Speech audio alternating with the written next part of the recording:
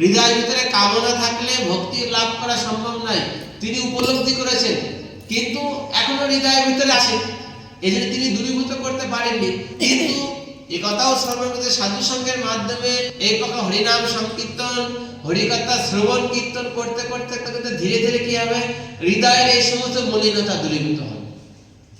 তা এই জন্য আমাদেরকেও সেই প্রকার না গুরু বর্গরা বলেছেন, এই জন্য আমরাও বাস্তবিকভাবে সেই প্রকার চেষ্টা করছি। কিন্তু আমাদের কথার দ্বারা যে জীবের বাস্তবিক মঙ্গল হবে এটা ঠিক নয়। এখন অধিকারী সাধু থাকতে পারে, অনেক অধিকারী সাধু আছে, তাদের দ্বারা মঙ্গল হতে পারে, কিন্তু কার আমার কথাটা সে তো আমার হৃদয়ে কি আছে সেটা তো আমি ভালো রকমই জানি। আমার হৃদয় কতটা পবিত্র হয়েছে, কতটা ভক্তি লাইনে অগ্রসর হয়েছে, কতটা ভক্তির অধিকারী, ভক্তি লাভ করার জন্য হৃদয়কে তৈরি হয়েছে, তো সেগুলো যার যার মনের বিষয় সে তো ভালো রকম বুঝতেই পারবেন। আর যিনি উন্নত সাধু আছেন তিনি বুঝতে পারবেন। তাই এই জন্য বলছেন যে বৌদ্ধ অধিকারী বৈষ্ণবের সঙ্গে তো আমাদের মঙ্গল হয়, তারপরে ধীরে ধীরে সাধকের যে প্রকার উন্নত অধিকার হবে সে সেই প্রকার সঙ্গ প্রার্থনা করবে।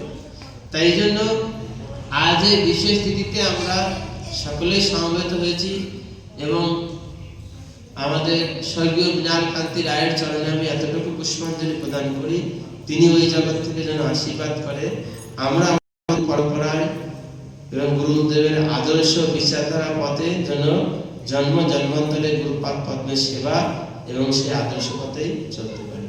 বাঞ্ছা কল্পতরুভ্যশ্চ কৃপা সিন্ধুভ্যেব চ পতিতানাং পাবনেভ্যো বৈষ্ণবেভ্যো।